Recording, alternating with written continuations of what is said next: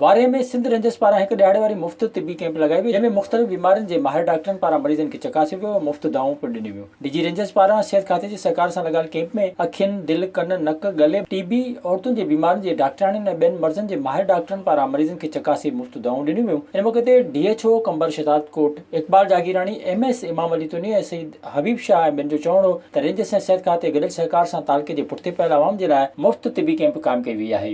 हीअ जेका कैंप आहे पाक रेंजर्स जे तरफ़ां आहे, जंहिंमें असांजो मुकमल हेल्थ डिपार्टमेंट, डिस्ट्रिक्ट एडमिनिस्ट्रेशन जो सॼो उन्हनि सां सहकार आहे।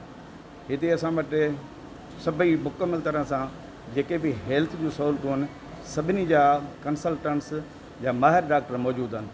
उन्हनि में ॿारनि जो डॉक्टर आहे, गायनेकोलॉजिस्ट आहिनि, ट्यूबरकुलोसिस जा आहिनि, उन खां पोइ मोबाइल वेन आहे असांजी, उन में कंप्लीट एक्सरे, अल्ट्रासाउंड, आई जा डॉक्टर आहिनि, कंप्लीट जेको आहे EPI जा आहिनि, मलेरिया जा आहिनि, टोटली असां जेके आहिनि हिन में रेंजर्स जी मदद सां सभई टोटली जेके उन्हनि खे सहूलियतूं फ़राहम कयूं आहिनि। तमामु बहितरीनु कैंप, बहितरीनु एडमिनिस्ट्रेशन जेका हले पई। उन्हनि चयो त कैंप में मुख़्तलिफ़ शोबनि जा 36 डॉक्टर मरीज़नि खे तपासे रहिया आहिनि ऐं 4000 मरीज़नि खे तपासे मुफ़्त दवाऊं पिणु ॾिनियूं वेंदियूं। विज़िट कयो अवामी आवाज़ मीडिया ग्रुप जी वेबसाइट awamiawaz.pk।